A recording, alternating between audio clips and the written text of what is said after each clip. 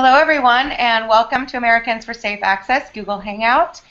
Tonight we're going to be talking about Sanjay Gupta's third special on medical cannabis. And tonight we have here with us Dr. Sue Sisley, who of course was kind of what the whole thing was about, and also Dr. Jehan Marku, who's actually worked with many of the scientists that were featured in the special. And we're also going to be taking questions from our viewers as we move forward. So let's just jump right in here. We're going to start with Dr. Jehan Marku. Jehan, can you tell us what you thought about this special and just maybe some of the takeaways? Sure. I think it was overall as a positive experience. I have to say I was a little nervous watching it, but it was really great to see people that have actually been doing research in this field be discussed and covered. For me, the first part that stood out a lot was when Dr. Gupta was discussing the different parts of the plant, and he said THC is the psychoactive part and CBD is the therapeutic part. That statement didn't seem to make a lot of sense to me because they both are psychoactive and they both are therapeutic. They both are medically useful. And so for me, I felt like there's an unnecessary division trying to brand one compound as being therapeutic and one compound as being something else. You know, they say follow the science. That was the theme of the Hangout, follow the science. And if we follow the science, we'll realize that we know way more about THC than we do about CBD. And you know, it wasn't discussed directly, I felt, but THC is responsible for the positive effects in neurodegenerative disorders. It is a neuroprotectant, and it protects brain cells, and we know how it protects brain cells, and it produces very potent anti-inflammatory effects, which are important for combating neurodegenerative disorders, where brain cells are environments that kill them. And so I think we have to move away from this sort of ideology. We have to follow the science and talk about what we really know and what we really don't know. But it was also great to see Mahmoud El-Soli. I know he's kind of a controversial figure, but I have to say he is one of the nicest researchers I've ever met. I've actually been collaborating with him since grad school. When I was just a little interesting scientific guy, he took interest in me and genuinely collaborated with me, and it was really a great experience. And now, that I'm a full-fledged PhD, we're working on some preclinical work for diagnostic endocannabinoid evaluations of spinal fluid from ALS patients, of patients with Lou Gehrig's disease. So we're basically working with Greg Carter and getting ready to do a clinical trial with Lou Gehrig's disease, and it's pretty exciting to see these researchers talking about what they've been doing. I really like the message. The president said it. Science is the language, right? It is the method of how we're going to communicate and talk about this issue. Ideology is out the window, and it's really great because we're seeing this happen. We've seen Dr. Gupta came around and said, I received some information, and then I realized that my viewpoint was wrong. Dr. Gruber, who was also featured in this article, she got some new information and changed her research focus. And so this happens all the time in science. People get new information, their ideas change. And I think this is really surprising for the public because they never see this in politics or religion or other ideologies. And this comes from both sides of the pro and whether you're pro medical cannabis or you're against medical cannabis, science should be the way about how we discuss these issues. Ideologies disagree on whether you should inhale or swallow a medicine. Ideologies disagree whether you should have a flower or an extract. And ideologies disagree about the central point, whether there is one strain, two strains, or many types of cannabis that can help patients. Science is our method and our language for how we can determine what's appropriate for whom and for when. I think my favorite quote from this documentary was "A scientific revolution as a lush field of green." That to me really spoke volumes because the cannabis plant is a pharmacological treasure trove. of useful compounds, some of which we've barely begun to scratch the surface of. And so, indeed, when you look upon that lush field of green, maybe among those plants there'll be one mutant variety that will give rise to a new strain, a new variety, a new possibility for someone suffering. And really, our next steps when it comes to medical cannabis are making sure that places like Nevada, Massachusetts, and Illinois, where laboratory testing is mandated, it can aid us with creating clinical trials with products that patients actually use and actually study what conditions patients are endorsing and where they're getting relief. Once we know what the variability is in a product, what patients are actually getting, how that product is made. And this becomes really important because you want to be able to reproduce the effects. If a patient gets a relief from a certain product, you want to make sure that that product is continuously available. And I think that with patient-focused certification, with the American Herbal Product Association standards, as well as the Cannabis Monograph, we have the tools to continue to develop these standards and implement them. And I think that's going to really change. Whether or not cannabis is rescheduled, there will be standardized sources of cannabis in this country to study. And hopefully rescheduling will make it easier across the board for everyone to study this plant and to finally really honestly have a discussion about this. And this is the most frustrating thing, and I think the President touched upon it.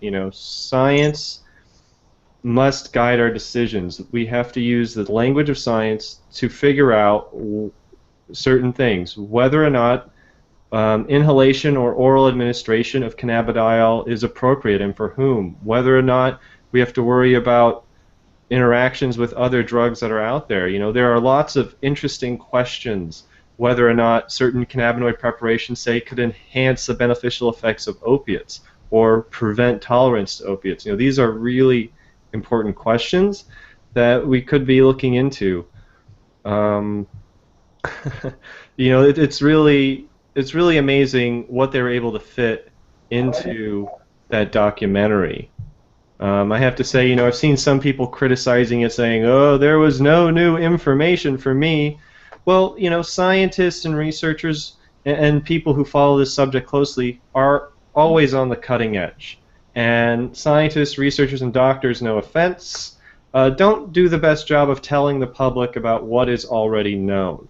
And so while it's great to be on the cutting edge of possibilities, I think that scientists have a responsibility to tell the public what is already known. And I think the National Institutes of Drug Abuse has started to come around to this by openly discussing, we don't just fund and are involved with, negative studies on cannabis, on abuse studies, but we're also focused on looking at therapeutic aspects, that we're open to the science, that we're getting ready to fund the next generation of cannabis researchers and provide them with materials to conduct their studies. I thought that was really positive for NIDA, and I got to say, when I was working on my PhD, NIDA, funded part of that as well. So I'm grateful that they're continuing down this road, because definitely some of my work would have not been possible without NIDA funding.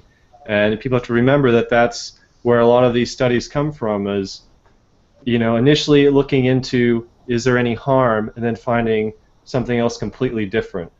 And I think, while it may have been a little bit of a puff piece for NIDA, it was really great to see scientific information changing views. Vaporization is an issue they touched upon. I love the fact that there was a portable herbal vaporizer as well as the Volcano. Tabletop vaporizers like the Volcano and other vaporizing medical devices have been studied in clinical trials, but there really hasn't been that much done on these portable devices. And I think it points to a really another promising area where you could have a portable device with standardized flow rates, being able to measure what compounds are being delivered. The possibilities here are really promising. But we can't get too far ahead of ourselves while developing this technology for vaporizers. I think by far my prediction is once the research field is opened, leveled, and anyone's sort of allowed to explore theories, I think that we'll find that vaporization and inhalation um, is going to be shown to be the more efficient and safer route of administration than oral administration of cannabinoids. Well, NIDA is sort of a nice cradle for researchers, but I don't think it's the ultimate destination for cannabis. While NIDA is great at giving out little R01s and R03s to plant seeds and get researchers started on their training, it's not the ultimate destination for researchers. I've met people who've wanted to study, the effects of different drugs on mental health, but instead they end up injecting amphetamines or cocaine into rats for 10 years instead of looking at mental health in human beings. So I think, there's going to be, NIDA can't solve all our problems, but it's nice that they're upping the game. And I think that they're feeling the pressure now because they recognize that with things like standardized sources of cannabis in different states, that there is going to be competition for research studies. And while NIDA has definitely helped create a lot of researchers, it's not going to be where I think a lot of them stay. And I think we're going to find that that as things move along, research is going to evolve with the times. And I think it's just like trying to plug a bunch of tiny cracks in a dam before it just gives away, and we're swept away with the next generation of information and technology being applied to this plant and applying it to disease. But the next steps, like we've been talking about, standardization, is pharmacovigilance and making sure we're being vigilant about this plant and these standards. Well, thank you for that. Yeah, thank you. So Matt Kale just joined us from Colorado. And Matt, wondering if you could tell us what your reaction was to Weed 3, Sanjay's third documentary on medical cannabis. Well, it's good to finally see the veteran perspective put on display, so to speak. It's great to see it finally entering into the national consciousness as something that is important, that needs to be addressed. And it was also especially pertinent considering that I had recently gotten back from Washington, D.C. with you and learning how to lobby for the purpose of getting this medicine out there and available to veterans and other individuals in legal states. It's absolutely essential that we keep the ball rolling and that we keep pushing forward.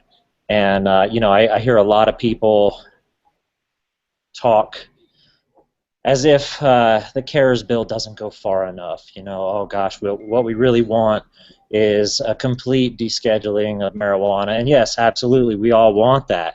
But we have to learn how to compromise a little bit. If we get them to budge just a little bit, get them to move just down to Schedule 2, then every other move thereafter will be so much easier. So yeah, I was definitely excited to see that perspective put on display, and put on display in such a prominent fashion. It was almost the entire episode was from the veteran perspective, and it was gratifying to finally see that, especially on a network. No, it definitely is an issue that I think that I know veterans like yourself have been really trying to find space in the national dialogue around medical cannabis. And I think that over this last couple of years, we've really seen, people like Senator Booker, Senator Paul, Senator Gillibrand, really standing up and trying to find solutions, as you mentioned. Some of them maybe seem like baby steps, but when you're looking at the war on drugs from a 30-year prohibition perspective, I think we would all be in a better place if we were in a country that at least recognized that cannabis had medical value. Absolutely. I mean, the medical value admission is something that we absolutely have to force the federal government to cave on. I mean, they've already got the patents out there. They already know, they've admitted that it does have medical benefit. They just have to actually legislatively admit it. And I believe that veterans issues especially will be the force that causes lawmakers to move on this, because primarily most of our resistance is from the right. And the right, they're lambasted for lack of compassion and things like that. But when it comes to the military, you get a vet in a wheelchair or a vet who's had a leg amputated by an IED, and you tell him that he can't use cannabis, that's an issue for the Republican Party, because veterans are a huge portion of their base, and we can move mountains. Yes, you can, and I think that that you are moving mountains, and I really appreciate all of the work that you do, Matt. I want to turn to Sue and just ask you to give us kind of an update of where things are at within your research. I mean, from one perspective, while I do agree that it was a really amazing narrative about what is happening with veterans and the need for this research. But on the other hand, it was a little bit like Sanjay Gupta had done a special, and then that made NIDA grow all the marijuana that you wanted, Sue, that should be delivered to you soon. And so I know that there's always a little bit of editorial creativity that happens from a narrator, but I think our viewers definitely want to know sort of where things are at, and if El Soleil has hand delivered you all of the new strains that you've requested. I appreciate that, Steph. Yeah, we are actually still reportedly missing one strain. So we've requested 4 different phenotypes of marijuana. 2 of them they've always had available through NIDA. So really we were only asking them to produce 2 new phenotypes, which any other expert grower in the country could have had for us in 3 months. But yet they were unable, they still have been unable to produce all of the entire complement of study drug that we need in order to proceed. So where we're at right now is they reportedly have 3 of the 4. So the 2 that they've always had is the high THC marijuana. So they have a 12% THC with under 1% other cannabinoids. They've always had a placebo control, which is basically a 0% THC plant, the regular plant that has been alcohol washed and all the cannabinoids have been leached out of it.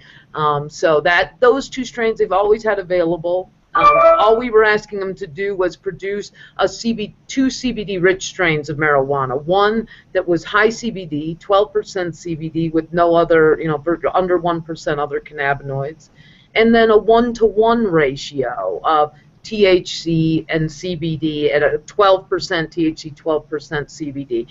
These strains are available throughout the country. The 1-to-1 ratio is available in Israel and Canada, and yet NIDA has been unable to produce that. They recently notified us that they had a very suboptimal version of this. Instead of 12%, they have like a 4 to 5% and against a 5% THC. That's just, it's just unacceptable that a government-enforced monopoly cannot produce the adequate, cannot fulfill the strain requests of scientists around the country. These are reasonable requests that Matt himself, this veteran on our call, is a grower, and there's expert horticulturists all over the country who could easily obtain these, who could cultivate these strains and could have had them ready for it. Now we're going on 14 months of waiting. We've had our public health service of our final approval back in March of 2014, and we're still waiting. We don't have any timeline from NIDA about when this last strain will be ready. Basically, they're asking us to accept this suboptimal 4th strain instead of, and said that if we demand that we produce the actual strain that we requested back in 2011, the 12%, that we would have to wait another grow cycle. And another grow cycle is unclear. We've asked them over and over again, what is your grow cycle? And they refuse to answer that question, which again is very frustrating for our veterans community who's been actively pushing for this study to be implemented. They've been standing, side by side with us, trying to persuade the government to allow this study to move forward, and to see that the continued, impediments put in front of this study are very demoralizing for our veterans community. Well, Stu, I think something that you and I have talked a lot about, and one of the reasons you're one of my favorite people is I think that the hurdles that you're experiencing are not uncommon. What is uncommon is that you've stayed to fight. I know that many researchers, once they hit a brick wall that may seem like just a small perimeter, but as you realize as years go by that it may be a fort before you're able to actually do this research. And the way that you have really taken on this fight is amazing, and it's really exposed a light on the issue that researchers are having across the country. And I think that one thing that you and I have also been talking about is looking at that NIDA monopoly, and why, if you really peel back the onion there, really look at how we can get other types of medical cannabis to researchers. It points back to one of the projects that Jehan was just talking about, which is working with the American Herbal Products Association and the American Herbal Pharmacopoeia. We've actually created GMP standards that are now being adopted by states all over the country. So arguably, when Illinois, Massachusetts, Nevada, when those dispensaries come online, every product that is going to be sold through those facilities is going to have gone through a seed to consumption GMP process, which is what the federal government is requiring. And so I'm wondering if you could talk a little bit about what your research would be like right now if you were able just to partner with a state that's already licensing cannabis and move forward into your clinical trial. Yeah, I mean, it would be an ideal situation to work with we have some world-class plant biologists throughout this country working at some of the most renowned universities. Many of them have already petitioned the DEA requesting a license to grow, a Schedule I license, and the DEA has not afforded anyone else. They like their monopoly and they want to continue it. So, ASA has a big battle ahead of us, in order to, and hopefully the Senate bill, the CARE bill, will get approved eventually, and we will be able to dismantle this monopoly finally, to end the Public Health Service review, to end these two ridiculous, additional layers of red tape that only marijuana has to deal with. But it would be an absolute ideal situation to be able to collaborate with a local university or any university in the country and grow marijuana to spec, and be able to use that as medical marijuana research starts to flourish in this country. Once this CARE bill is passed and marijuana efficacy research on marijuana is no longer impeded, then maybe at that point we could start to collaborate and allow universities to really grab hold of this and take pride in growing unique phenotypes of marijuana that may not even be available anywhere else in the world. I mean, right now we just got back, as you know, from Israel and Canada, where we've been working with our partners there, and they all have strains of marijuana that we would like to study, and eventually they will they will apply to the FDA, open a drug master file,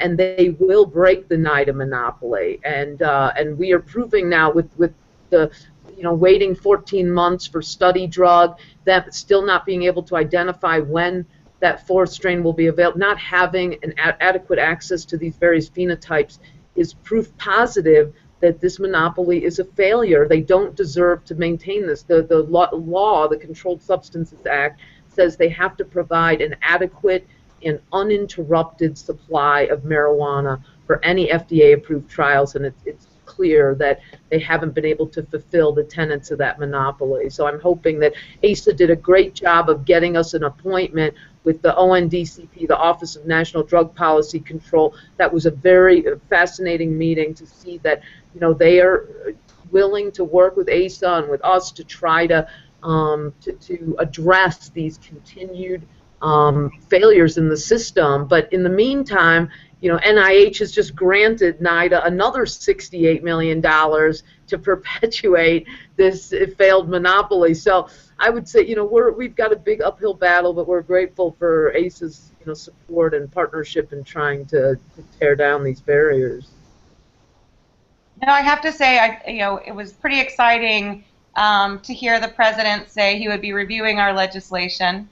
And I think we actually have amazing allies in our champions that introduced this legislation. I mean, sometimes legislators introduce legislation because it's the right thing to do, but don't really have the will or the energy to fight for it. And I think we've already seen out of the bat with the introduction just last month, Rand and Booker and Gillibrand, Heller from Nevada, Boxer from California, really stepping up and using the Careers Act as a way that we can all just move this forward. And I think one of the reasons that the bill is so popular is that we really took all the experimentation from the House that had happened over the years, the various pieces of legislation, and really put that in one place. So the Careers Act is truly a comprehensive piece of legislation. And I think as far as a pathway forward, whether you're talking about veterans access, whether you're talking about you know, bringing down the barriers for research or allowing states to continue their medical cannabis programs, this bill has something for everyone. I want to turn to Jehan real quick. Not only is he one of my favorite scientists, he's also the chief auditor at Patient Focus Certification. And I know that you're often looking at the medical cannabis industry through this lens, Jehan. But I'm wondering, sort of from the experience that you've had working within the industry, auditing facilities, how far away do you think we are from implementing programs that would, as Stu mentioned, allow researchers to be working, you know, directly with producers, sort of skipping this NIDA monopoly step, but instead just going directly to get their research through an IRB board and then move forward with producers there locally? Well, first off, I gotta say, you know, my viewpoint is biased a little bit because the people who we are generally interacting with are people who want to be regulated and who are generally ready for an audit. And some places that I've been in just happenstance and visited as well, you know, while there are some places that are doing it right and following botanical safety standards, you know, I feel we're, you know, 420 might be a holiday for some people, but I don't think really the industry has anything to celebrate quite yet when it comes to product standardization. We're very close, but there still needs more infrastructure. I think we need more laboratories. We need the industry to really step up and be responsible and fund laboratories for their quality control and quality assurance. You know, they say that they don't need the FDA. Well, prove it and follow botanical safety standards. I think it's very doable for the industry without an overburdened hardship. It's just a matter, really, of proving you're doing what you're doing. And I think that most operations that we see are on their way there. I think that the next 1 to 3 years is going to be a really important time for standardization and implementation of quality control and quality assurance. And I think people are starting to learn more. The consumer base, the patients are learning more too. And they're no longer equating quality with safety. Just because it has a high potency rating does not mean the product's going to perform in the way that you're hoping it will perform. Or be something, you know, when you have the more information that patients have, the more reliable they're going to feel, the more we're going to know what's helping them. But I think for the most part, there's only been a few instances where I have just thought to myself, really, this is how you store your chemical wastes? But for the most part, places are doing it the best they can under the given circumstances. And when you move from a black market to a gray market to a black and white market, no one comes out unscathed. There's there's redundancies and oversight that need to be in place. And I think one of the most important things that PFC, the patient-focused certification, brings is pharmacovigilance. I know I mentioned it before, but I think it's really important. It's the ability to track products. You have an adverse events reporting plan, a recall plan. That is also the foundation for conducting research, knowing who got the product and if there were any effects, good or bad, that you need to look out for.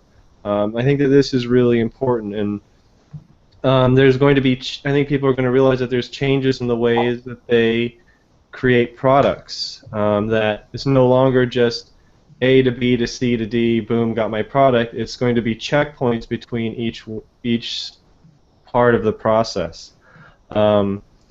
And I think that it's very promising. I think that dispensaries, I can make a couple, pick a few parts of the industry, I can pick on them separately. Dispensaries, for the most part, that I've seen are very clean, very friendly, very professional, talented staff who can talk to me like I'm 5 years old and know nothing about cannabis, or talk to me like a professional. And I find that that is really, really nice to be able to walk into any dispensary that's PFC certified or been audited, that has a certain baseline level that you expect to be treated in quality of the premises. Cultivation sites, likewise, I think that we should reward innovation, and I think that this is one of why cultivators are flocking to PFC, is because they're going to get rewarded for innovation. They're going to get rewarded for not using pesticides, or for using pesticides inappropriately, or appropriately. So I think that that's an important aspect. For laboratories, laboratories for the most part are inherently designed safe. I think that for the most part, if you're a successful lab, you're either managed not to blow yourself up, or you're really by the book, because it's inherent in operating a lab that it be safe. Else, no one will want to work. No one with trained. No NIDA researcher is going to come and work in your lab unless it's safe and running properly. But manufacturing, I think, is going to be the biggest challenge, because it's the most arduous and intense process. Formulating products, making sure the products are going to perform as advertised, and it gets back into product labeling and standardization. And I think if the industry truly wants to move on to the next stage, they're going to have to agree upon baseline levels of standards for manufacturing. And well, plenty of other industries do this, whether it's ginkgo berries or wild harvested maca root. Like, there are standards for these industries to operate, and I think if the industry looks to other businesses, other operations that work with other plants that have similar restrictions, similar trade restrictions, movement restrictions, restrictions on studying them, that they could learn a lot about quality control and quality assurance and how easy it is to implement. And it's the long view. We have to start thinking with a post-prohibitionist mentality. We're not just fly-by-night operations. We're here to engage in 5, 10, 20-year-long studies with patients and products and continually develop. And so I think that the standards that exist are reachable by any reasonable business. They're not meant to put the average business out of the game. It's meant to keep everyone in the game. Standards are here. Standards are being mandated.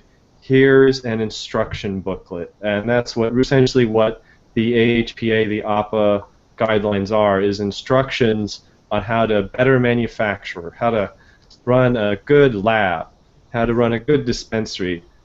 And and this is not just something that was conjured up in some smoke-filled room at a Holiday Inn in Denver. This was a meeting of people from different industries, from, I have to say it was really interesting to be at a table talking about how to create safe and reliable cannabis with people like Tom's of Maine and Dr. Bronner's soaps and representatives from other products you could find at your grocery store who are genuinely interested in how do we create a product that is reliable, that is standardized. And I think that's the questions we should be asking ourselves, and we have to remember to be skeptical.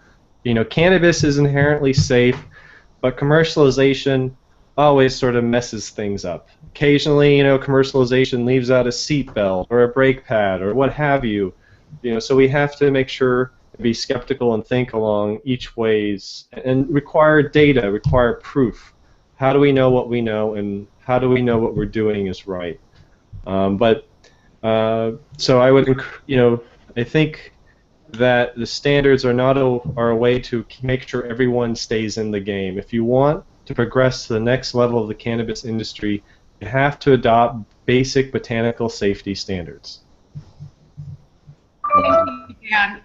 And I think that within that sort of field of product testing, I think something that's been interesting is that there's been a lot of sort of industries that have popped up as cannabis specific, sort of subcultures. But now that we're moving into the mainstream, I think we have to be very careful about certification programs that were developed to meet the needs of the industry rather than to meet the needs of consumers and governments. But I want to actually switch over and come back to Matt. Something that some of our viewers are asking is really just sort of a step back from where Jehan was. But when you're talking to veterans about different strains of cannabis, how do you advise someone of where to even get started? Which strains for different symptoms, or where does someone even get started? Personally, what I recommend, usually I try to somehow map out a kind of treatment plan, certain kinds of cannabinoids and certain kinds of terpenes specifically that they'll be looking for. Like, for instance, if they have PTSD, I'll probably recommend a strain that has large quantities of myrcene, linalool, nerolidol, limonene, several terpenes like that, beta-caryophyllene, and then also I'll ask them to look for certain cannabinoids in certain ratios. For instance, for PTSD, I kind of prefer a plant that is a little bit lower in THC, somewhere in the low teens, and also has a significant amount of THCV in it, somewhere between 5 and 10% almost, preferably. And then also a significant amount of CBG, somewhere in the range of 5% and 2% of CBG, maybe 1% of CBC, something like that. That would be my ideal strain. Now, I recognize that actually doesn't exist anywhere yet, but we're slowly working towards actually developing a strain specifically for PTSD using those exact guidelines. But I personally generally tend to guide veterans according to lab results and not necessarily there's a problem in Colorado that a lot of bud tenders tend to cater to the more recreational crowd, and so the common perception of bud tenders here in Colorado is they just point you to the highest THC specimen that they have, which is not always a good idea for a lot of veterans with psychological issues. It can actually exacerbate a lot of the same problems that we're trying to get rid of. So it's really important to look for the medicine that suits your illness specifically and know your medicine inside and out. That's one of the issues that we've been lobbying for here lately in Colorado is to get medical testing required instead of it being optional as it is right now. But so that's my general take on it. No, thank you for that, Matt. And I think that what I get asked this question a lot, and we do at Americans for Safe Access is, how does a patient even start the process of finding the medicine that's going to work for them? And I think that you touched on a few key points of where we need to go as a movement. And on one side is things have to be, cannabis products have to be tested in labs that are certified, right? That everything coming out of the labs need to be the same no matter what lab is being used and no matter what label a patient is looking at. THC variations should not change from city to city or company from company. We also have a right as patients to know what was used in our cannabis to produce it, both from the cultivation point of view, through the manufacturing process, and we need to know how long something's been sitting on a shelf. We need to know that the people that are helping us make these decisions have gone through some type of education process so that they can advise patients. And I think what is very exciting about where we are today is that through the work of people, again, like the American Herbal Products Association, the American Herbal Pharmacopoeia, we have all of the know-how to make this a possibility for patients. We just need to do a few things, and that is, one, consumers need to demand at the place that they're purchasing cannabis that these businesses are adhering to these guidelines.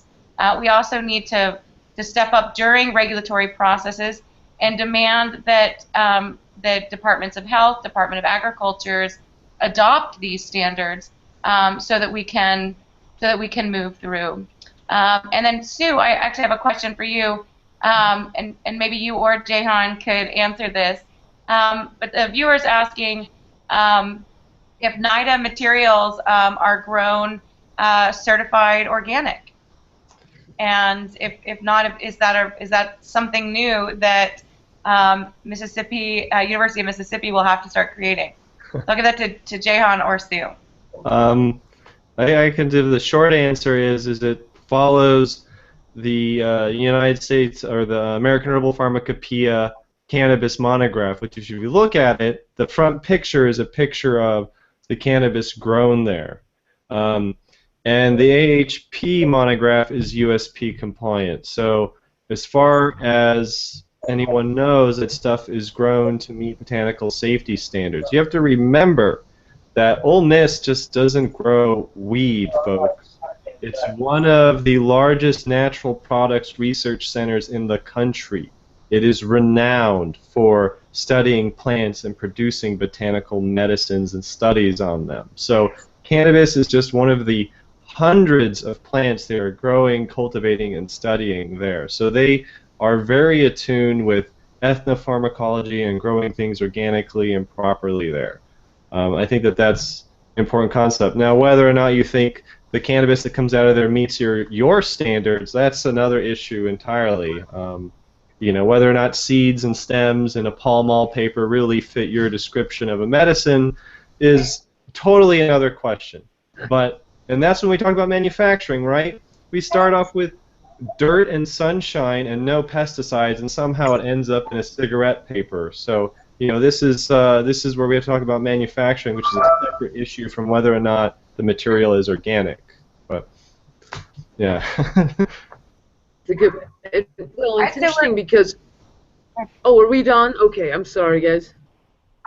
Go ahead, Sue. Oh, I was just going to say that, they only give us the cannabinoid profiles when we get this study drug, but we intend to do some secondary testing once we finally receive all the 4 strains of marijuana to look at terpene profiles, to look at the pesticide levels that are, whatever remnants are there. And I do think it's an important question, though, as more and more medical marijuana states are looking at organic only. I know I sit on a lab testing commission for the state of Nevada, which is rolling out their medical marijuana law this year, and our committee has adopted organic only standards consistent with milk and meat. So very stringent guidelines for organic only, saying that you cannot have pesticide residue above detectable limits for milk and meat. So I hope that NIDA will adopt the same policies, because as these, as we all know, the various formulations for marijuana, edibles are becoming more and more popular, and it's important to adhere to the best practices and ensure patient safety.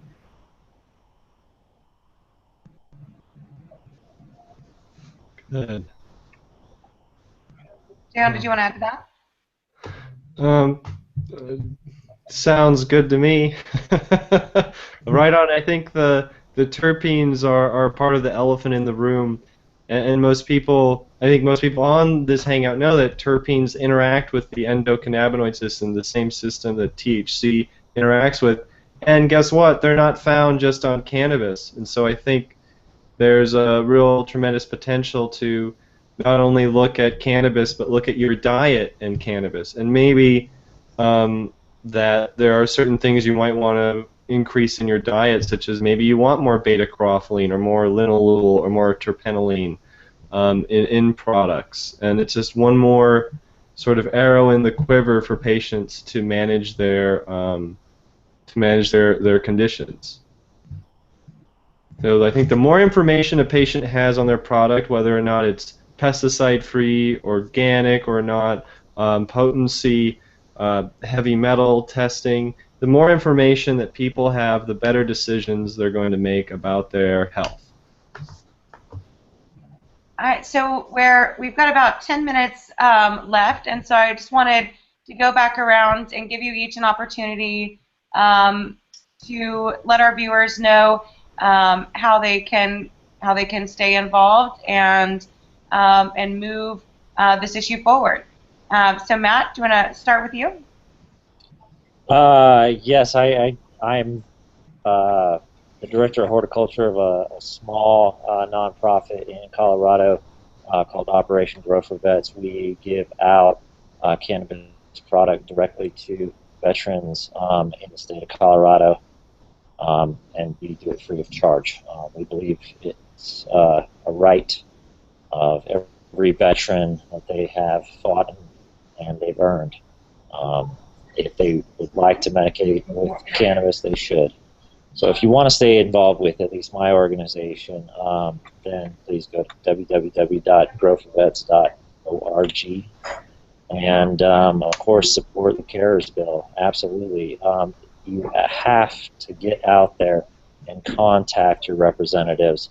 Each and every one of you, please call your representative, call your senators, call, heck, local politicians. Have them put pressure on people higher up the chain. It doesn't matter who you call. Drive the issue home. CARES must pass. Thank you, Matt. Jehan? Oh, I guess there are three things, well, four things, well, three or four things I'll say. One is if you're a patient and you're really interested in finding a stable supply of a product with a known variation or a consistent product, as we also call it, ask around. Where is the closest PFC inspected facility to you?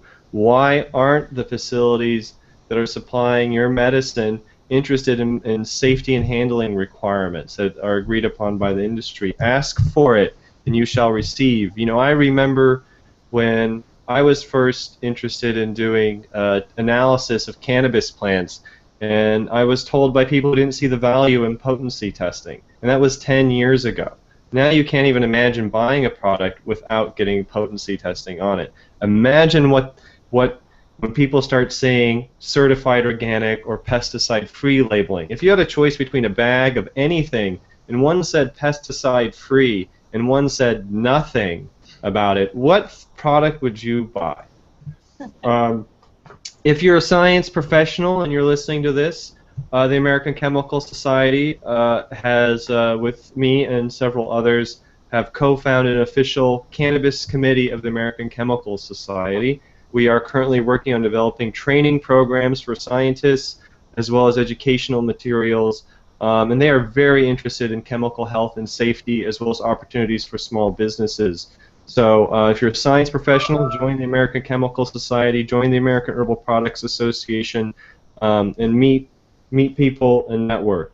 And I think another thing that falls not just on scientists, but especially scientists, is to educate and spread the word about what is already known about cannabis and cannabinoids. Like, cutting edge is great, but when I published my thesis, like 3 people in the world understood the molecular pharmacology of CB1 receptors. So it would be really great if scientists could talk about what is already known and what is established for cannabis. And it might be going back to school for them, but most of the public still doesn't know it. And for patients, when you hear someone say something ridiculous like THC is the recreational portion and CBD's, the medical side, like, stop them right there and say both of these compounds are psychoactive. Both of these compounds go into the brain and have an effect, and both are medically useful. And they are not very useful without each other.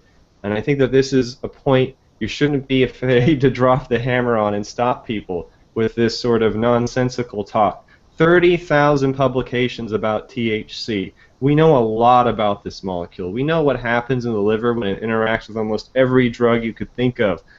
Thanks to NIDA looking for negative effects of cannabis, we know a lot about the safety of cannabis and its compounds. So educate, spread the word, and don't be afraid to talk about the basics. We need to let people know that inhalation of cannabis, it's impossible to achieve a lethal toxic overdose through inhaling cannabis. Most people are not aware of this amazing fact. So it may be simple to you, but the vast majority of people need to know what the basics are about cannabis, about the endocannabinoid system. And so those are my things, is find the closest PFC facility near you and ask around why people aren't PFC certified if they can have a good reason for not being regulated. Join a scientific society or organization and educate and spread the word about cannabis and cannabinoids. Thank you. Thanks, Janan. Sue? Yeah, I think. Yeah, sure. I would say hopefully we'll be getting study drug by summer, and we'll be screening hundreds of military veterans around the country who might be eligible for the study to see how we can enroll 38 patients over in Arizona and 38 veterans over at Johns Hopkins University. So if folks want to stay apprised of and get regular updates, the best thing is go on maps.org, maps.org. That MAPS is my nonprofit sponsor. They're a wonderful nonprofit based out of Santa Cruz who's been helping me navigate this process for the last 5 years. They've been fighting the battle to end the barriers to marijuana research now for over 20 years.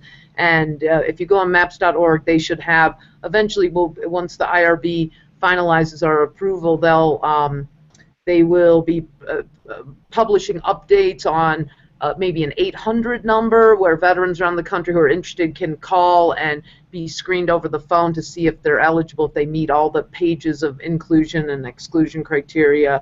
And then I'm just going to make a few very realistic predictions. I would say that by 2017, the NIDA monopoly will be ended after this new Congress takes office, and this will give some time for international producers like our partners in Canada and Israel to get their marijuana approved by the FDA as GMP grade, and then marijuana legalization victories in 2016 will also help bring more momentum to ending the NIDA monopoly and will weaken the DEA's resistance to dismantle that monopoly. I also want to predict that the Public Health Service protocol review will also be ended in 2017 along with the NIDA monopoly, and that hopefully they will, in the meantime, Public Health Service will just be restricted to suggesting some protocol changes but not requiring any changes. And my final prediction is that our PTSD marijuana study will produce promising results, and that also our partners at Tilray up in Canada and Marcel, my coordinating PI, Marcel von Miller, his observational study on PTSD, I predict will also produce promising results, and that hopefully the FDA will agree to allow us to move into phase 3 trials with whole plant marijuana for PTSD by 2018. Well, I like your prediction, Sue, and I'll be excited to be living in that world in 2017. You had a couple of people asking questions about what do you do when you go to your senator over and over again. Like I know for our California members, Senator Feinstein has for years said that she's only going to listen to the DEA. She's not going to move on this.